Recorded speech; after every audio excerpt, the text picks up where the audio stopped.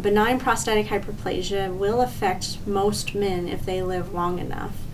Approximately 50% of men at the age of 60 and 90% of men at the age of 85 have symptoms of benign prostatic hyperplasia.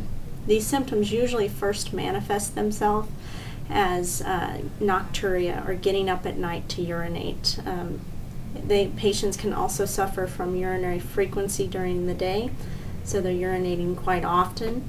A feeling of urgency, a feeling that their bladder does not empty completely. And in the worst case scenario, patients may get to a point where they can't urinate at all and have to have a catheter placed or perform intermittent catheterization. That is the most extreme scenario. Generally, men seek treatment for benign prostatic hyperplasia when they notice the symptoms early. When you see your physician, they will talk about multiple forms of treatment. The first form of treatment is just conservative treatment, watching your symptoms, seeing if they get worsen or progress. In general, patients' symptoms will eventually worsen and progress. The next step is medical management, and there are two types of medications that are often prescribed.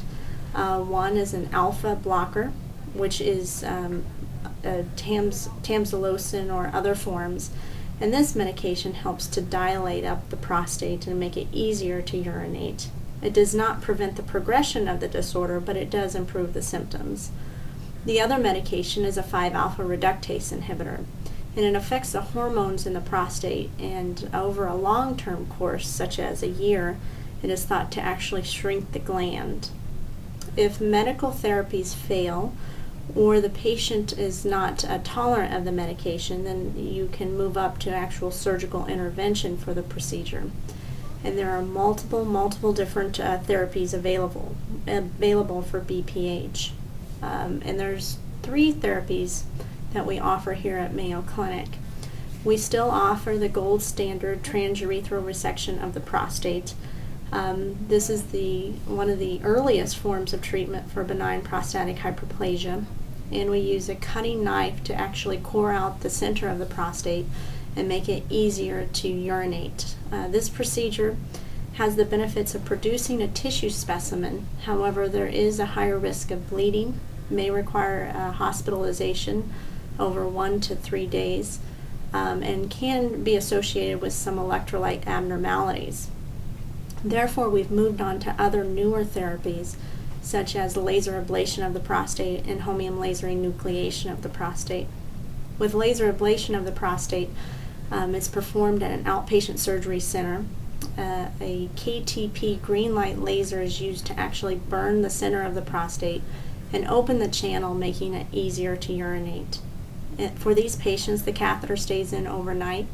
The catheter is removed the next day. And in the immediate postoperative setting, most patients have some feeling of burning with urination or urgency to urinate. These symptoms are temporary, but they can last up to 3 months.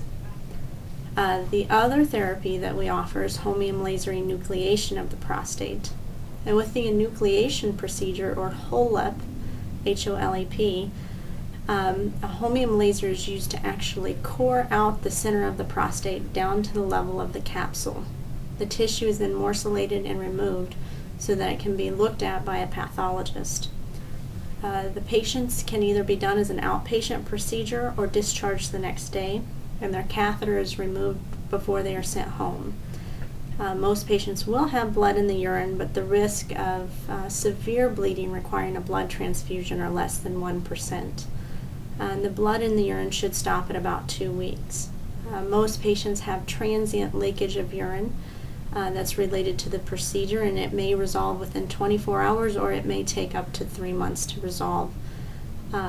Studies on this surgery show that patients followed up to 10 years do not require a repeat procedure, and that it is highly effective at removing the blockage.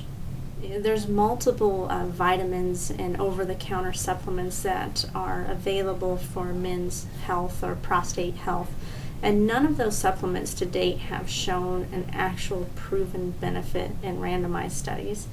I think just overall general health will help prevent long-term complications and problems. And the best thing that someone can do is when they start to notice symptoms, don't ignore them. Seek medical help early.